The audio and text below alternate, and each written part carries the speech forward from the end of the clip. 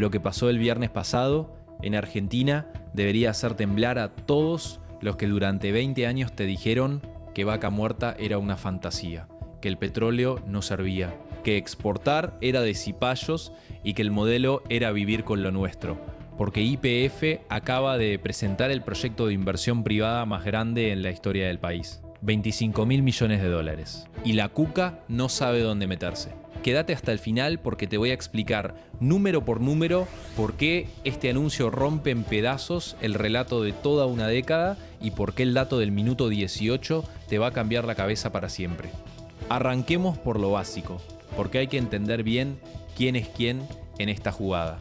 El protagonista se llama Horacio Marín.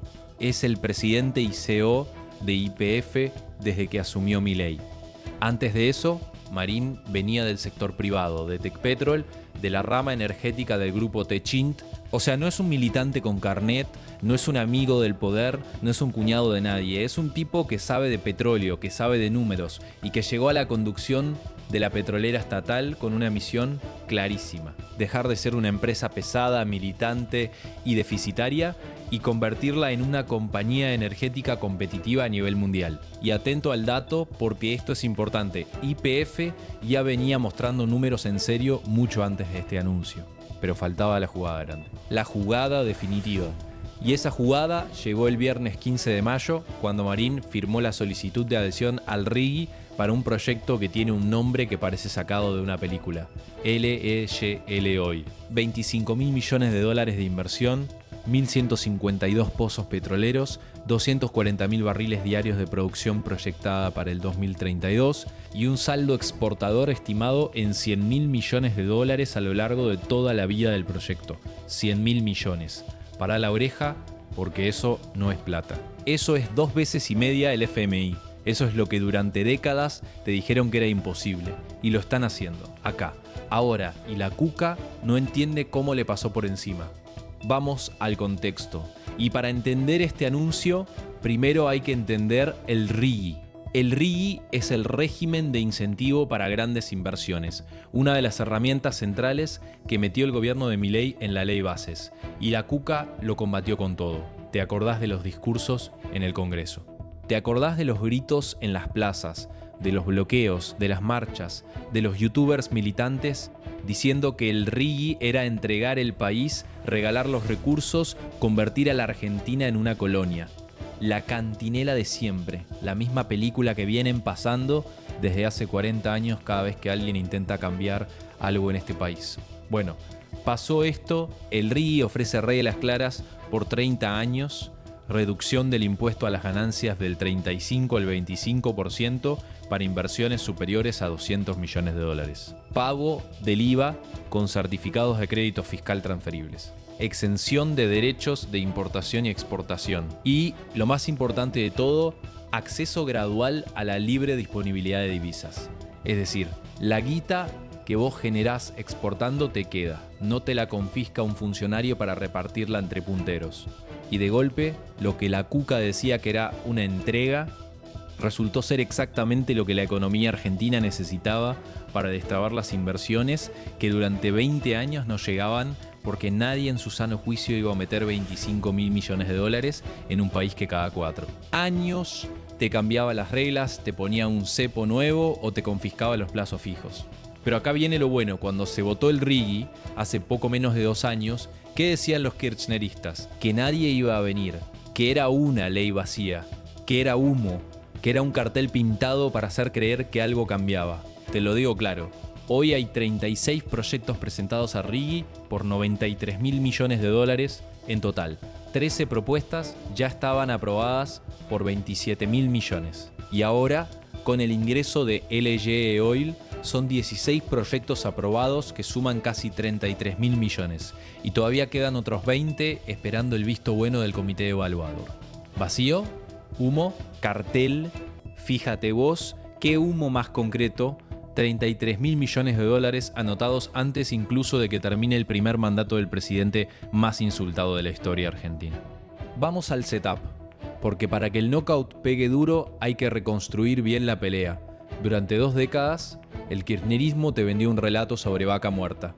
¿Te acordás de los anuncios pomposos? ¿Te acordás de Cristina con el casco azul, el loma campana, prometiendo que la Argentina iba a ser autosuficiente en energía para siempre? ¿Te acordás de Axel Kicillof, ministro de Economía, anunciando que se nacionalizaba YPF en 2012 y que ahora sí, con la empresa en manos del pueblo, se venía la fiesta exportadora? ¿Qué pasó después? Esto no se lo van a contar en CQN, así que te lo cuento yo. Después de la estatización, YPF acumuló pérdidas por miles de millones de dólares. La producción de vaca muerta avanzaba a paso de tortuga, no por falta de geología, sino por falta de inversión genuina. Porque ningún capital serio iba a poner un solo peso en un país con cepo cambiario, con retenciones móviles, con impuesto al cheque, con regulaciones laborales del siglo pasado y con la incertidumbre permanente de que mañana algún diputado pueda decidir que tu plata no es tu plata. Lo decían los propios técnicos, lo decían en los informes que después se cajoneaban, lo decía la consultora privada que cobraba para informarle al ministro de turno lo que el ministro de turno no quería escuchar. Pero la Cuca eligió como siempre vivir del relato, y el relato decía que el problema era la especulación y las multinacionales, no la maraña regulatoria que ellos mismos tejieron durante décadas. Mientras tanto, en el resto del mundo, Estados Unidos pasaba a ser el primer exportador mundial de petróleo gracias a la revolución del shale. Y la Argentina, con una de las reservas no convencionales más grandes del planeta debajo de los pies, no podía exportar ni un litro al ritmo que la geología permitía. ¿Por qué? Porque sin reglas estables, sin acceso a divisas, sin previsibilidad fiscal, ningún CEO en su sano juicio firma un cheque por 25.000 millones de dólares para una operación que recién recupera la inversión 12 o 15 años más tarde. Es de manual. Es de primer año de cualquier facultad de economía seria. Pero claro, en la facultad Kirchnerista enseñan otra cosa. Enseñan a inventar enemigos. Enseñan a culpar al neoliberalismo. Enseñan a hablar de proyecto nacional mientras la inversión privada se va a Brasil, a Chile, a Uruguay o directamente a Texas. Y todo esto te llevó a un país donde el balance energético durante años fue deficitario. Importábamos gas de Bolivia. Importábamos NL caro de Qatar para no quedarnos sin calefacción en julio. Quemábamos divisas como si fueran billetes de Monopoly. Pero ¿qué hizo Milei cuando vio esto? Agarrá el mate, porque acá empieza la parte que la Cuca no se la va a recuperar nunca. Lo primero que hizo Milei apenas asumió fue desarmar la maquinaria que mantenía la inversión estancada. Y lo hizo a la cabeza de un equipo que la Cuca primero subestimó, después odió y ahora directamente trata de boicotear desde la oposición. Caputo en economía, Sturzenegger empujando el aparato de desregulación, Adorni en la comunicación y un Marín en YPF que vino del sector privado a hacer lo que el kirchnerismo nunca quiso hacer, administrar una empresa como empresa. ¿Y qué hicieron? Paso a paso. Primero ordenaron las cuentas. Adiós al déficit fiscal disfrazado de gasto social. Adiós a la emisión espuria que durante años fue el combustible secreto de la inflación. Después en paralelo vino la ley Bases con el RIGI adentro y ahí cambió todo. Porque cuando vos le decís a un inversor que durante 30 años las reglas no se le van a mover, que va a tener acceso a divisas, que va a poder remitir utilidades, que no le van a inventar un impuesto nuevo cada 6 meses, ese inversor empieza a hacer cuentas. Y cuando las cuentas dan, viene. Y por eso pasó lo del viernes. Marín no anunció una inversión cualquiera, anunció el proyecto más grande presentado bajo el RIGI hasta hoy. Le dieron tantas vueltas en los medios cucas que se les notó la desesperación, porque encima del impacto económico, encima de los puestos de trabajo, encima de las exportaciones, hay algo simbólico que les duele todavía más. Y es que el anuncio lo hace YPF, la empresa que ellos estatizaron para hacer soberanía energética, pero que en sus manos solo daba pérdidas.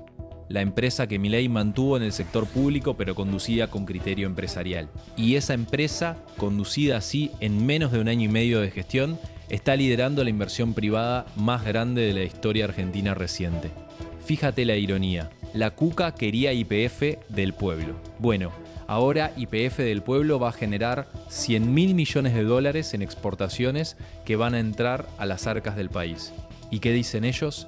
Nada. O peor, cuestionan el Rigi, cuestionan a Marín, cuestionan a Milei, cuestionan al gato del presidente, porque la verdad es que no tienen una sola crítica seria que ofrecer, porque la realidad les pasó por encima como un camaro. Y agárrate fuerte porque los números son inapelables. 6.000 millones de dólares anuales en exportaciones hacia el 2032.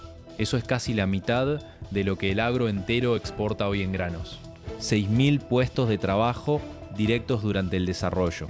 Eso, sumado a los indirectos en logística, servicios, ingeniería, transporte y proveeduría, multiplica el impacto por 3 o por 4. Hablamos de pueblos enteros en Neuquén, en Río Negro, que van a transformarse. Hablamos de divisas genuinas, no de un préstamo del FMI, no de un swap con China, no de un canje contable. Divisas que entran porque un cliente del otro lado del mundo paga un barril de petróleo argentino. Eso es lo que cambia un país, no los discursos de la cámpora en la facultad. Y acá viene el knockout, porque toda esta jugada tiene un detalle que la Cuca no quiere que veas. El 100% del crudo producido por Reye Oil va a destinarse al mercado externo. 100% exportación. ¿Sabés por qué eso es histórico? Porque durante décadas la Argentina exportó muy poco petróleo porque la regulación interna obligaba a abastecer primero un mercado local distorsionado, con precios pisados, con subsidios cruzados, con cuotas, con permisos discrecionales que firmaba a dedo el secretario de Energía de turno. Es decir, la Cuca, en nombre de cuidar al pueblo, en realidad mataba la posibilidad de generar dólares. Ahora, con el Rigi, las reglas son otras. Te exportás al mundo, pagás impuestos competitivos, traes divisas, generás empleo, haces crecer la cuenca de Vaca Muerta y el efecto multiplicador termina favoreciendo a todo el país. Es exactamente lo contrario de lo que la Cuca decía, y eso es lo que más les pega. Porque mientras Máximo Kirchner se rascaba en una banca, mientras Cristina escribía cartas largas en las redes, mientras Axel hacía spots para su candidatura eterna, Milei le metió la motosierra al sistema y la motosierra hizo lo que tenía que hacer. Cortó la grasa, cortó la regulación inútil, cortó la incertidumbre. Y abajo de toda esa grasa, abajo de todo ese relato podrido, apareció la Argentina que siempre estuvo. Un país riquísimo, con recursos de clase mundial, esperando que alguien le sacara la pata de encima. Te lo digo claro, durante años nos contaron que el problema éramos nosotros, los argentinos, que éramos vagos, que éramos corruptos, que éramos un país inviable. Mentira, el problema era el modelo que ellos mismos diseñaron. El problema era el cepo. El problema era la inestabilidad. El problema era ellos. Y cuando se sacó ese problema del medio, en menos de 2 años, vienen 25.000 millones de dólares de inversión a una sola empresa, en un solo proyecto. Y mañana hay 20 proyectos más esperando aprobación. Y dentro de 2 años, cuando los frutos de toda esta cosecha empiecen a verse en el supermercado, en el sueldo, en las exportaciones, en las reservas, la Cuca va a seguir gritando en una plaza vacía que todo esto era entrega y nadie los va a escuchar. Porque al país le metieron la motosierra y la Cuca todavía no se dio cuenta de que ya no tiene ni el palo para defenderse. En este episodio ganó la Argentina, ganaron las reglas claras, ganó la inversión genuina. Ganó la idea tan simple y tan revolucionaria a la vez de que un país no se construye con relatos sino con trabajo, con previsibilidad y con respeto por la propiedad privada. Y perdió, una vez más, el bloque que durante 20 años usó al Estado como caja de la militancia mientras Vaca Muerta seguía dormida. Mañana hay más, porque te lo adelanto, este anuncio es solo la punta. Vienen más proyectos en cola, vienen anuncios en minería, en gas natural licuado, en agrotecnológico y cada uno va a ser un misilazo más al modelo viejo. Si te sirvió este análisis, suscríbete y dale me gusta, activa la campanita porque mañana tenemos otro round y no te lo querés perder. Y déjame en los comentarios, ¿pensás que el Rigi tendría que ampliarse a más sectores o así está bien como está? Te leo, Info Fantasma, acá se sabe todo.